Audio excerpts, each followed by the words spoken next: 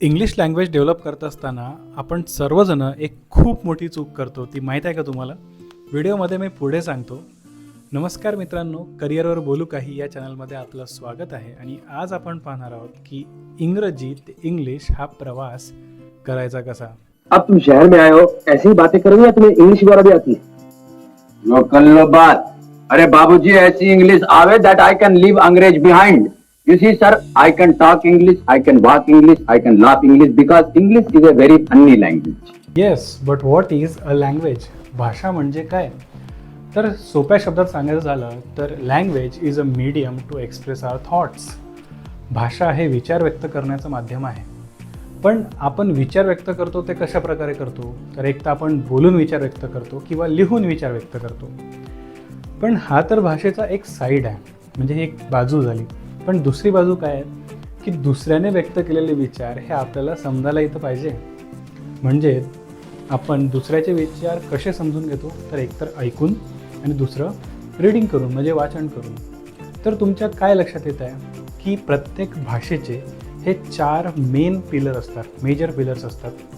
आणि आपण काय चूक करतो, जे मी व्हिडिओच्या पहिले तुम्हाला सांगितलं की इंग्रजी डेव्हलप करताना आपण सर्वात मोठी चूक हीच करतो की आपण फक्त एकच आस्पेक्टवर फोकस करतो आणि तो म्हणजे फक्त स्पीकिंग.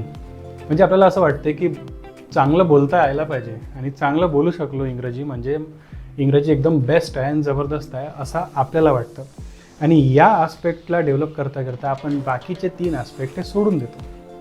तर आपल्याला असं लक्षात येतं की इंग्रजी भाषेचे हे 4 आस्पेक्ट्स म्हणजे reading, writing, listening and speaking, ह्या 4ही आस्पेक्टवर आपल्याला फोकस करून या भाषेला डेव्हलप करता येऊ शकते. आणि हे तुम्हाला वाटतं तितकं कठीण नाही आहे. आता हे सर्व एक एक आस्पेक्ट मी तुम्हाला 1 बाय 1 सांगतो आणि या सगळ्या आस्पेक्टवर फोकस करून प्रॅक्टिस करण्याची बेस्ट पद्धत काय आहे, त्या काही टेक्निक्सही मी तुम्हाला सांगतो. तर सुरुवात करूया आपण रीडिंगपासून. आता काय वाचन करायचं हे ॲक्च्युली तुमची लेवल काय याच्यावरून तुम्ही ठरवू शकता. पण तुम्ही अगदीच बिगिनर लेवलवर असाल तर मी तुम्हाला सजेस्ट करीन की 7वी, 8वी, 9वी, 10वीची पुस्तकं असतात इंग्लिशची, ती पुस्तकं घ्या. त्याच्यामध्ये छोट्या छोट्या स्टोरीज असतील, त्या स्टोरीजपासून सुरुवात करा.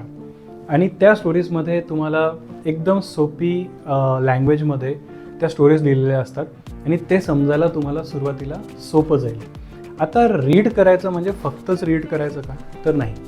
मग काय करायचं आहे की तुम्ही रीड करत असताना तुम्हाला एखादा शब्द कळणार नाही, त्याचा अर्थ समजणार नाही. मग अशा वेळी काय करायचं? डायरी घ्यायची, त्याच्यामध्ये तो शब्द नोट करायचा. नोट करून डिक्शनरीमधून त्याचा मिनिंग पाहून घ्यायचा आणि त्याचा अर्थ त्या डायरीमध्ये तिथेच नोट करायचा. आता हा अर्थ नोट केल्यानंतर तिथेच थांबायचं नाही. तर सर्वात मोठी जी महत्त्वाची गोष्ट आहे ती इथे आहे की फक्त अर्थ माहीत असून काही फायदा नाही, तर त्या शब्दाला आपल्याला वाक्यात उपयोग करता यायला पाहिजे. हे सर्वात महत्त्वाची गोष्ट आहे. वाक्यात उपयोग करता यायला पाहिजे आणि त्याच्यासाठी तुम्हाला काय करायचं आहे की जेव्हा डायरीमध्ये तुम्ही शब्द नोट करता, सोबतच खाली 2 वाक्य पण लिहा त्या शब्दापासून जे आपण बनवू शकतो तसे. म्हणजे शब्द प्लस त्याचा वाक्यात उपयोग, ह्या दोन्हीही गोष्टी तितक्याच महत्त्वाच्या आहेत. म्हणजे अर्थ आणि वाक्यात उपयोग. तर ते वाक्यात उपयोग जर तुम्हाला माहीत असेल तरच तुम्ही तो शब्द जो आहे तो तुमच्या डेली लाईफमध्ये पुढे रायटिंग किंवा स्पीकिंगमध्येही यूज करू शकता. मग हळूहळू जशी जशी तुमची लेवल वाढेल तसं तुम्ही काही नॉवेल्स घेऊ शकता. आणि मग काही जण म्हणतात की न्यूजपेपरमध्ये एडिटोरियल कॉलम म्हणजे संपादकीय आपण वाचू शकतो, तर तेही तुम्ही वाचायला घेऊ शकता. पण सुरुवातीला जर तुम्हाला न्यूजपेपरची भाषा जड जात असेल तर तुम्ही सुरुवात अगदी छोट्या गोष्टींच्या पुस्तकापासून करू शकता. त्यानंतर दुसरा आस्पेक्ट आहे तो म्हणजे रायटिंग. आता लिहायचं काय?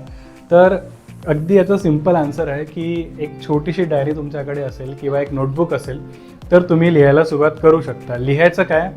तर दिवसभर जे काही तुमच्या दिवसभरात घडलेल्या गोष्टी आहेत त्या तुम्ही लिहा. किंवा एखादा टॉपिक घ्या की माय स्कूल, माय कॉलेज, माय विलेज, माय ऑफिस, एनिथिंग, माय फ्रेंड. तर असं कोणताही एक साधा सिम्पल टॉपिक घेऊन लिहायला सुरुवात करा. 5 ते 10 ओळी लिहायला तुम्ही सहज लिहू शकता असं माझा विश्वास आहे तुमच्यावर. But still you can try. सुरुवातीला त्रास होईल, तुम्हाला शब्द सापडणार नाही, सुचणार नाही की आता काय लिहू काय नाही. पण हळूहळू प्रॅक्टिसनी हे येईल. तर लिहा सुरुवातीला. तर माझं असं सजेशन राहील तुम्हाला की जे दिवसभरात तुमच्यासोबत घडलेलं आहे म्हणजे सिम्पल सेंटेन्सेसमध्ये लिहा की मी कॉलेजला गेलो, कॉलेजमधून परत आलो, त्याच्यानंतर मी फ्रेश झालो, मी कपडे चेंज केले. ह्या छोटे वाक्य, छोट्या गोष्टी ज्या आहे त्या लिहायला सुरुवात करा. हळूहळू तुम्हाला असं वाटेल की जे डेव्हलपमेंट आहे त्याच्याने शब्द अधिकाधिक तुमच्या डोक्यात यायला लागले आहेत. तर रायटिंगची प्रॅक्टिस अशा पद्धतीने तुम्हाला करायची आणि रोजचे 5 ते 10 ओळी रोजच्या तुम्हाला लिहायचे. यानंतर तिसरा आस्पेक्ट म्हणजे लिसनिंग. आता ऐकायचं काय, तर ऐकल्याने काय होईल की तुमच्या आजूबाजूला तुमच्या कानावर इंग्रजीचे शब्द पडतील आणि जितके जास्त तुमच्या कानावर शब्द पडतील तितकी तुमच्या आजूबाजूला वातावरण निर्मिती होईल आणि त्यामुळे काय होईल की जास्त शब्द तुम्हाला डोक्यात यायलाही लागतील जेव्हा तुम्ही बोलायला सुरुवात कराल. तर ऐकायचं काय, तर त्याच्यासाठी आपले इंडियन यूट्यूबर्सचे पॉडकास्टपासून तुम्ही सुरुवात करा. म्हणजे इंडियन पॉडकास्टपासून सुरुवात करा. स्पॉटिफायवर हे पॉडकास्ट तुम्हाला फ्रीली ऐकायला मिळतील. यूट्यूबवरही फ्री अवेलेबल आहे, जसे की रणवीर अलाहाबादी आहे, राज शमानी आहे. या काही यूट्यूबर्सचे पॉडकास्ट हे तुम्हाला फ्रीली अवेलेबल आहे. त्यासोबत तुम्ही मोठ्या व्यक्तींनी दिलेल्या स्पीच ऐकू शकता, त्यांची भाषणं, त्यांचे विचार आणि त्यांचे संवाद जे आहे ते ऐकू शकता.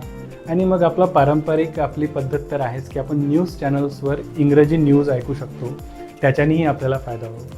तर रोज 15-20 मिनटं काहीतरी ऐका. त्यानंतर जर आवड असेल तुम्हाला तर तुम्ही इंग्लिश मूव्हीज पाहू शकता, इंग्लिश सॉंग्स ऐकू शकता. तर जितकं जास्त आपण ऐकू तितके शब्द आपल्या कानावर येतील. आणि अगेन याच्यामध्ये हेच तुम्हाला फॉलो करायचं आहे की ऐकता एखादा शब्द नाही समजला तर पुन्हा डायरी घ्या, त्याच्यामध्ये तो शब्द नोट करा, त्याचा अर्थ, आणि लक्षात ठेवा त्याचा वाक्यात उपयोग. 2 वाक्यात उपयोग त्या शब्दाचे तुमच्या डायरीमध्ये त्याचा अर्थ लिहिल्यानंतर त्याच्या खाली तुम्हाला लिहायचे आहे. ह्या गोष्टी लक्षात ठेवा. तर लिसनिंग तुम्हाला जास्त करायचे. जितकं जास्त तुम्ही लिसनिंग कराल तितके जास्त शब्द जे आहेत ते तुमच्या कानावर येतील आणि तितकी तुमची वोकॅब्युलरी बिल्ड होईल, तितका प्रभावीपणे तुम्हाला विचार व्यक्त करायलाही फायदा होईल. यानंतर 4th आस्पेक्ट, ज्याची तुम्ही सगळेजण वाट पाहतात मला माहीत आहे, आणि तो आस्पेक्ट आहे तो म्हणजे स्पीकिंगचा आस्पेक्ट.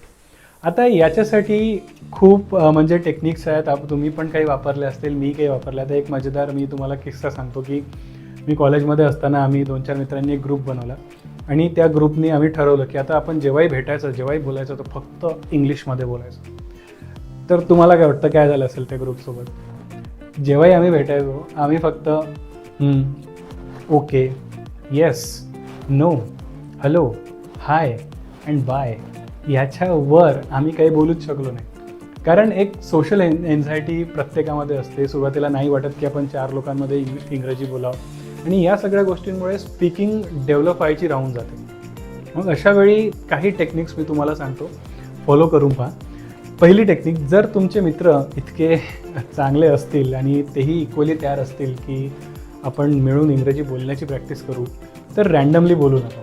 मग काय करायचं की समजा 3-4 मित्र तुम्ही भेटले की त्याच्यानंतर एक टॉपिक ठरवायचा की आज आपण या टॉपिकवर डिस्कस करणार आहोत. आणि तो टॉपिक आधी सुरुवातीला साधे सिम्पल टॉपिक ठेवायचे, लाईक इंडियन फार्मर है ना, किंवा माय कॉलेज, माय स्कूल, माय विलेज, असे छोटे टॉपिक्स ठेवायचे आणि त्या टॉपिकवर सुरुवातीला बोलणं सुरू करायचं. आय नो की सुरुवातीला तुम्हाला शब्द नाही सापडणार, प्रॅक्टिसला वेळ लागेल, पण बोलणं सुरू करायचं.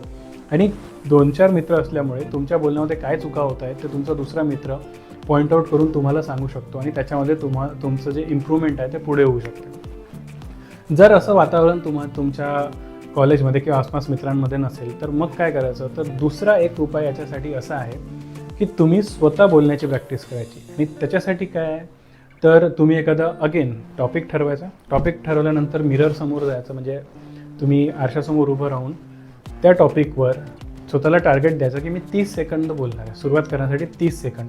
तर 30 सेकंड न थांबता बोलण्याचा प्रयत्न करायचा.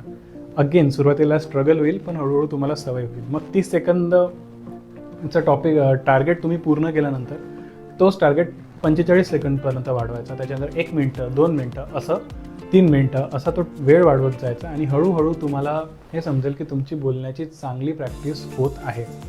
थर्ड आणि मोस्ट इम्पॉर्टंट म्हणजे ही जी टेक्निक आहे मला जास्त इफेक्टिव्ह वाटते. म्हणजे ती टेक्निक अशी आहे की मोबाईलनी तुमचा स्वतःचा एक सेल्फी व्हिडिओ बनवा म्हणजे अगेन जे काम तुम्ही आरशासमोर करणार आहे तेच तुम्ही मोबाईलच्या व्हिडिओनी करा. म्हणजे मोबाईल तुमच्या समोर ठेवा आणि त्या मोबाईलच्या समोर एखादा टॉपिक सिलेक्ट करून 2 मिनटं, 1 मिनटं, 30 सेकंद जसं मी तुम्हाला सांगितलं तसं बोलायला सुरुवात करा. आता तुम्ही 30 सेकंद तिथे बोलणार आहात, तुमचा चेहरा समोर आहे आणि तुम्ही बोलायला सुरुवात केली. तो व्हिडिओ रेकॉर्ड करा. रेकॉर्ड केल्यानंतर त्या व्हिडिओला तुम्ही स्वतः पाहू शकता. तुम्ही स्वतः पहा, ऐका आणि तुम्हालाच कळेल की अरे मी इथे चुकलो, हा शब्द इथे असा वापरायला नव्हता पाहिजे, किंवा या शब्दाचं जे प्रोनन्सिएशन आहे, हे उच्चार माझे चुकले, हे तुमच्या लक्षात येईल आणि हळूहळू ज्या चुका आहेत त्या तुम्ही दुरुस्त कराल आणि तुमची इंग्लिश बोलण्याची जी आहे ती डेव्हलपमेंट होईल.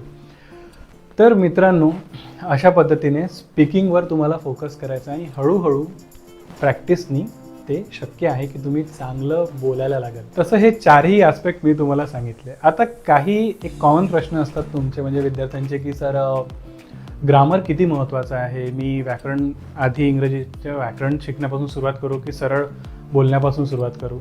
तर मी माझं पर्सनल ओपिनियन तुम्हाला सांगतो की मला असं वाटतं की ग्रामर महत्त्वाचं आहे, पण 100% फक्त ग्रामर महत्त्वाचं नाही. तर बेसिक ग्रामर तुम्हा सगळ्यांना यायलाच पाहिजे असं मला वाटतं, ज्याच्यामध्ये इंग्लिश सेंटेन्स कन्स्ट्रक्शन आहे, दुसरं टेन्सेस आहे, तिसरं काही ऑक्सिलरी वर्ब्स आहे, can, could, should, would, may, must, might असे 23-24 आहेत. त्या सगळ्यांचा उपयोग तुम्हाला कसा करायचा आहे हे तुम्हाला माहीत पाहिजे. आणि इतकं जरी बेसिक ग्रामर असेल तरी तुम्ही सुरुवात करू शकता भाषा समृद्ध किंवा डेव्हलप करण्यासाठी तुम्ही सुरुवात करू शकता, बेसिक ग्रामर जरी तुमच्याकडे असेल तरी. माझं पर्सनल ओपिनियन आहे. काही जणांना वाटत असेल की ठीक आहे, पहिले मी पूर्ण ग्रामर शिकून घेईल, त्यानंतर बाकी आपला आस्पेक्ट आहे स्पीकिंगचा तो मी करणार. तर that is your personal call. ते सगळं तुमच्यावर डिपेंड करतं की तुम्हाला जी टेक्निक, जी पद्धत योग्य वाटते त्या पद्धतीने तुम्ही सुरुवात करू शकता. आता इतक्या सगळ्या मी तुम्हाला टेक्निक्स आणि आस्पेक्ट सांगितले. हे सांगितल्यानंतर तुमच्यापैकी काही जण म्हणतील की ते सर्व ठीक आहे, तुम्ही मला डायरेक्टली हे सांगा की बोलायचा कॉन्फिडन्स कसा माझ्यामध्ये निर्माण करू शकतो. मला इंग्रजी चांगलं जमतं, लिहिता वाचता येतं आणि ऐकलेलं सगळं कळतं, मला वोकॅब्युलरीचा काही प्रॉब्लेम नाही. फक्त एकच प्रॉब्लेम आहे की कॉन्फिडन्स बिल्ड होत नाही बोलताना. तर मित्रांनो, हा व्हिडिओ खूप लाँग होत होता, म्हणून त्यासाठी मी पुढे या व्हिडिओनंतर व्हिडिओ घेऊन येणार. आणि जर तुम्हाला तो व्हिडिओ पाहिजे असेल तर व्हिडिओला लाईक करा. या व्हिडिओला समजा 200 जरी लाईक्स आले तरी मी इंग्लिश स्पीकिंगमध्ये कॉन्फिडन्स कसा डेव्हलप करायचा यासाठी याचा व्हिडिओ तुमच्यासाठी मी घेऊन येणार. आणि अशाच व्हिडिओसाठी पाहत राहा करिअरवर बोलू काही. भेटूया पुढच्या व्हिडिओमध्ये. थँक्यू.